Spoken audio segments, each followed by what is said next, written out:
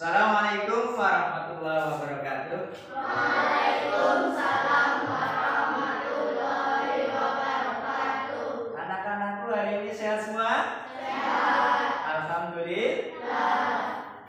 Sebelum pelajaran diteruskan, terlebih dahulu kita berdoa bersama-sama. Bismillahirrahmanirrahim. Raditu Billahi robba wa bil islami dina wa bi Muhammadin nabiyya wa rasulah rabbi zidni ilma wa syukri fahma amin. Ya, kalian kemarin pelajaran yang Pak Guru sampaikan sudah paham semua yang pelajaran yang kemarin? Sudah. Terima kasih. Berarti kalian di rumah sudah belajar semua ya? Sudah. Paham semua? Paham. Bisa? Bisa. Alhamdulillah pintar anak-anakku. Semoga menjadi anak yang soleh dan soleha. Allahumma Amin. ya rabbal alamin. Oke, karena kalian sudah paham tentang pelajaran yang kemarin, maka hari ini Pak Guru lanjutkan pelajaran yang berikutnya, yaitu tentang bersih itu sehat. Nih, tentang bersih itu sehat.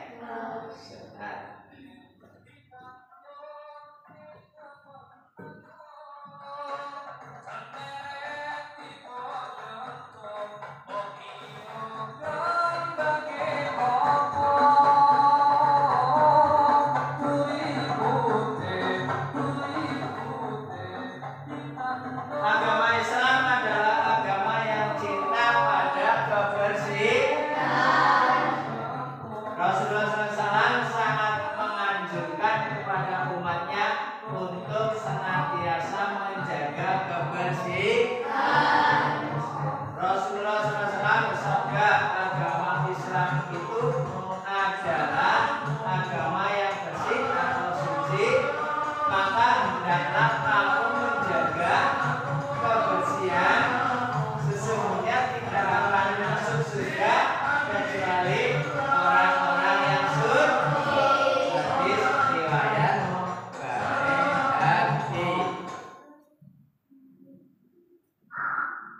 Berikutnya, mengenal arti bersih dan sehat. Mengenal arti bersih dan sehat. Bersih artinya bebas dari kotoran, kotoran hewan, apalagi kotoran manusia. Suci artinya bebas dari najis, dari najis besar maupun najis kecil. Bersuci disebut juga toharoh. Bersuci disebut juga dengan toharoh. Dibalik boleh. Toharoh artinya bersuci. Ya. Menurut bahasa, toharoh adalah kebersihan atau bersuci.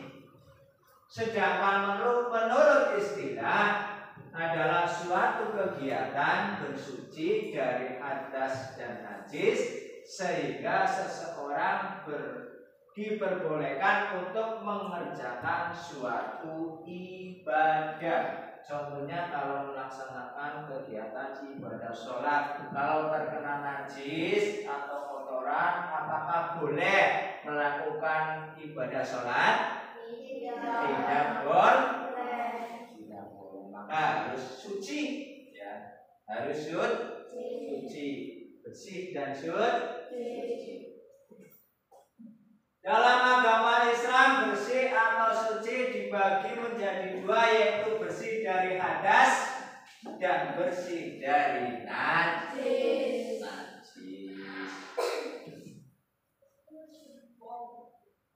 Yang pertama hadas. Hadas adalah suatu keadaan tidak suci yang menyebabkan seseorang tidak boleh melaksanakan ibadah. Jenis-jenis hadas yaitu yang pertama hadas kecil, yaitu suatu peristiwa atau kotoran yang menjadikan seseorang tidak suci sehingga dia harus berwudu atau bertayamum agar menjadi suci. Jadi kalau hadas kecil, cara membersihkannya cukup dibersihkan kemudian berwudu. Contoh hadas kecil, buang air seni. Air seni apa? Air pipis. Tinja apa? Air besar atau berak. Dan buang angin atau kentut. Cara menghilangkannya disuci dengan air bersih lalu melakukan wudu. Bersih baru wudu itu selesai. Kalau hadas kecil, hal-hal yang tidak boleh dilakukan oleh orang yang berhadas kecil adalah melakukan sholat, orawih sholat, mengambil hadas, memberi kentut, memberi pipis, ya. Tawaf, mengelilingi Ka'bah 7 kali, tidak boleh menyentuh dan membawa mushaf, Al-Quran serta iktikaf di masjid. Menyentuh Al-Quran dengan keadaan lagi hadas, ya, menyentuh Al-Quran tidak boleh. Iktikaf, berdiam diri di dalam masjid juga tidak boleh. Kemudian yang kedua adalah hadas besar, yaitu suatu peristiwa atau kotoran yang menjadikan seseorang tidak suci sehingga dia harus mandi terlebih dahulu agar menjadi suci.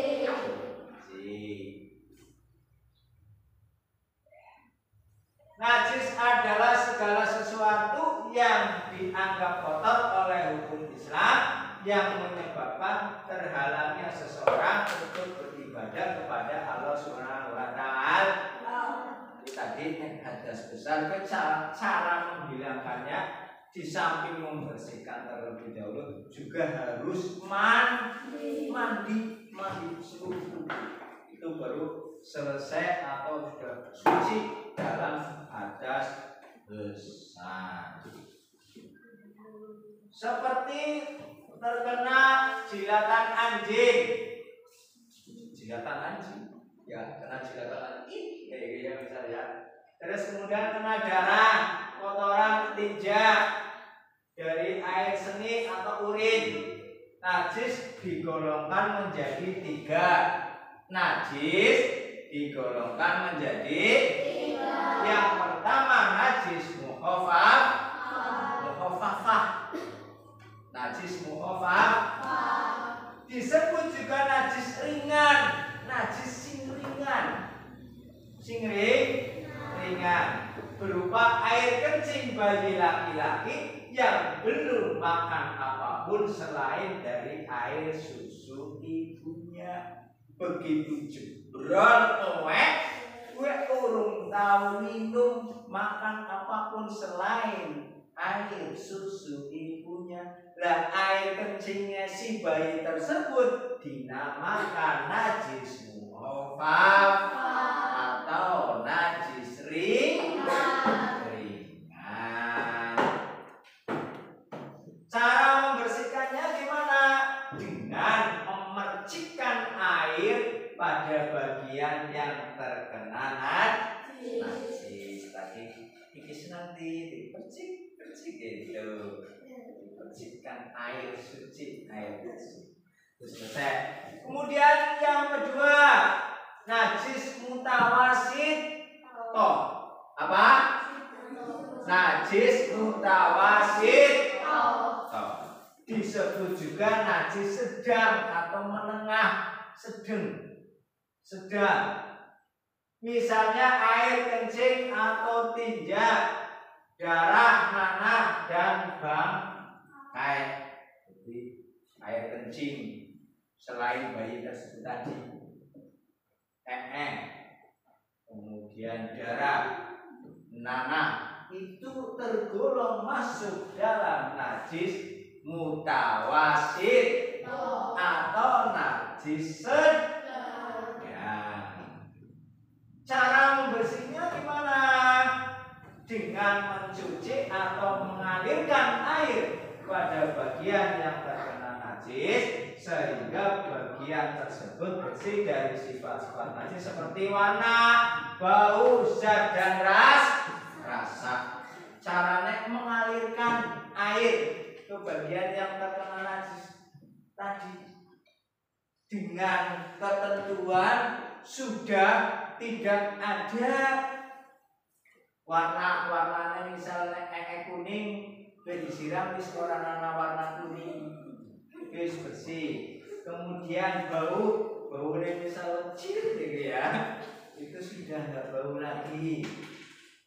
Kemudian zat dan rasanya misal sepet gitu ya, wis ora ana rasane berbeda, wis ora ana mambune, ora ana warnane, ora ana rasane, wis goreng bersih air suci. Itu sudah suci. Cara membersihkan najis mutawasit, najis sedang. Yang nomor 3, najis mughaladah. Nah, ini yang paling berat. Najis mughaladah disebut juga najis berat, yaitu berupa jilatan atau air liur anjing. Nah, maka kalian jangan sekali-kali dekat-dekat apalagi memelihara anjing ya. Cara mensucikannya adalah dengan membasuh atau mencuci dengan air sebanyak 7 kali, dan salah satunya dicampur dengan tanah yang suci. Jadi umpamanya kalian itu terkena air liur anjing atau kejilat kakinya, kuwi disucinya itu cara membersihkan ben suci ya. Kuwi disiram air sebanyak 7 kali. Nah, salah satu 7 kali itu harus dicampur dengan tanah atau debu yang suci. Betul banget. Iya, itu baru dinamakan suci. Kalau belum kan tidak boleh sholat, tidak boleh membaca Al-Quran dan sebagainya kan? Iya, itu najis berat atau najis mughalad.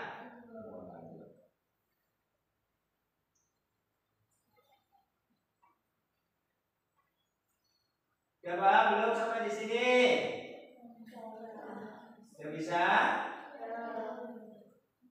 Ya, ada gambaran? Kalian bisa ya?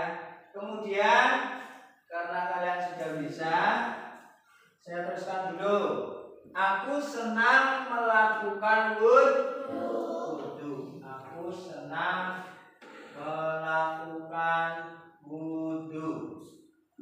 Syarat-syarat wudu yang pertama adalah beragama Islam. Jadi wong sing wudu wong agama Islam toh. Yang kedua, dengan air suci, lagi mensucikan. Air suci ini artinya adalah air yang bisa untuk berwudu. Air suci dan mensucikan loh ya. Air suci tok contohnya air teh, air kopi, air susu, air Sprite, Coca-Cola, air suci karena bisa diminum, tapi belum mensucikan karena tidak bisa untuk mandi atau berwudu. Ya kan? Tumon ada boleh wudu nganggo air susu. Tidak ada, itu cuma air suci toh. Nah, air yang suci dan mensucikan adalah air hujan, contohnya air sumur, air danau, air sungai. Artinya bisa untuk diminum, juga bisa untuk mandi dan bisa untuk berwudu. Itu namanya air suci dan mensucikan. Kemudian tamyiz, ini tamyiz dapat membedakan yang baik dan yang buruk. bisa membedakan kalau seperti ini adalah baik, kalau seperti ini adalah buruk. Itu namanya tamyiz. Kemudian berikutnya tidak berhadas besar. Jadi orang berhadas besar. Kemudian mengetahui yang wajib dan sunnah. Si wajib seperti ini, yang sunnah seperti ini. Kemudian yang terakhir, tidak ada sesuatu yang menghalangi sampainya air kulit. Maka mohon maaf, kalian hati-hati nanti menjelang dewasa, remaja dewasa, jangan sekali-kali kalian memakai tato. Tato ini itu akan menghalangi air menuju pori-pori seketika wudhu, sehingga nanti kalian wudhunya tidak sah. Kemudian rukun wudhu ada 6, yaitu yang pertama adalah membaca niat. Ayo niat wudhu. Bismillahirrahmanirrahim. Wudhu alirahmit asil asgharil fadolin. Ya, itu niat daripada wudhu. Yang kedua membasuh muka. Ya. Kemudian yang ketiga membasuh kedua lengan sampai siku. Yang keempat membasuh sebagian rambut kepala. Kemudian membasuh kedua kaki sampai mata kaki. Kemudian yang terakhir, yang nomor 6, tertib atau berurutan, tidak boleh beluncak.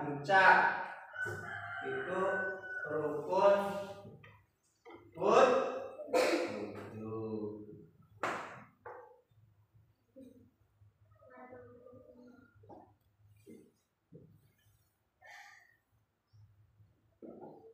Kemudian sunnah wudhu. Yang pertama adalah membaca basmalah. Jadi mau berwudhu itu membaca basmalah itu mendapat sunnah. Membasuh telapak tangan, berkumur-kumur, itu juga mendapat pahala sunnah. Membersihkan lubang hidung dibersihkan. Kemudian membasuh kedua telinga, juga itu pahala sunnah. Mengusap seluruh kepala dengan air, kabeh diusap kepalanya dengan air, semua dibasuh, diulang 3 kali. Semuanya dari anggota badan yang terkena atau yang dibasuh untuk wudhu itu 3 kali itu mendapat pahala sunnah. Mendahulukan anggota badan yang kanan. Dan yang terakhir berdoa sesudah wudhu. Itu namanya sunnah wudhu. Membasuh telapak tangan, kumur-kumur, kemudian membersihkan lubang hidung, kemudian membasuh kedua telinga, kemudian mengusap seluruh kepala dengan air, kemudian semua dibasuh diulang 3 kali, kemudian mendahulukan anggota badan yang kanan, dan yang terakhir adalah berdoa sesudah wudhu. Urutan wudhu adalah sebagai berikut, yaitu mencuci kedua telapak tangan sampai pergelangan sambil membaca basmalah. Ya, cuci telapak tangan sampai pergelangan. Berikutnya membersihkan lubang hidung, kemudian berkumur 3 kali untuk membersihkan mulut dan gigi dari sisa-sisa makanan yang memungkinkan masih menempel. Kemudian berikutnya membasuh muka 3 kali sambil membaca niat wudhu. Jadi ketika wudhu itu sebenarnya niat di samping di dalam hati ketika membasuh muka. Misal nawaitul wudu'a li rafa'il hadasil asghari fardholillahi ta'ala. Di situ tempatnya ya. Kemudian membasuh kedua belah tangan hingga kedua siku sampai 3 kali sampai siku. Kemudian mengusap sebagian kepala sampai 3 kali dan mengusap kedua telinga bagian luar dan dalam sebanyak 3 kali secara bersamaan. Bersamaan ya, kayak gini ya. Kayak gini tapi bersamaan ini. Kemudian membasuh kedua belah kaki hingga mata kaki dan setelah wudhu kita disunahkan membaca doa. Ini adalah urutan berwudhu.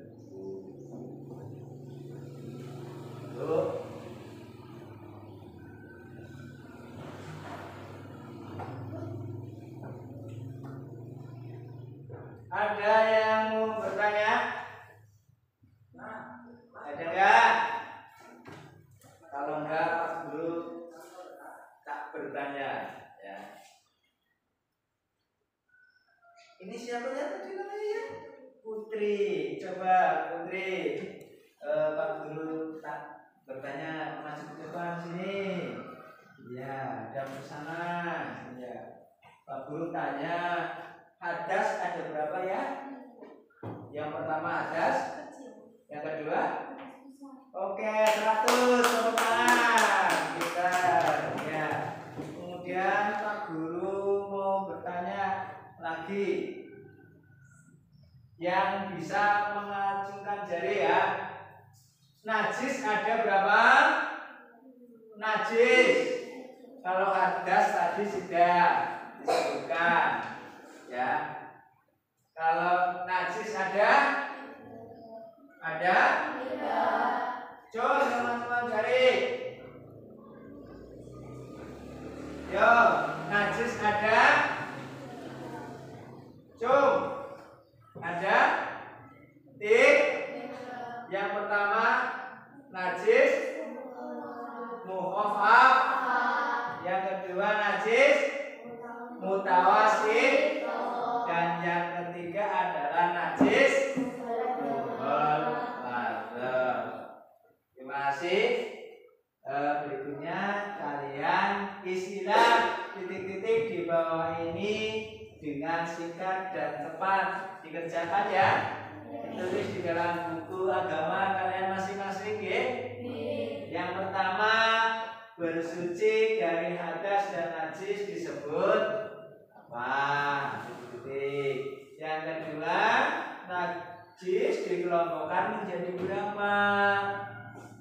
Yang ketiga, berwudu menggunakan air apa tadi? Ya. Kemudian yang keempat, hadas dibagi menjadi berapa?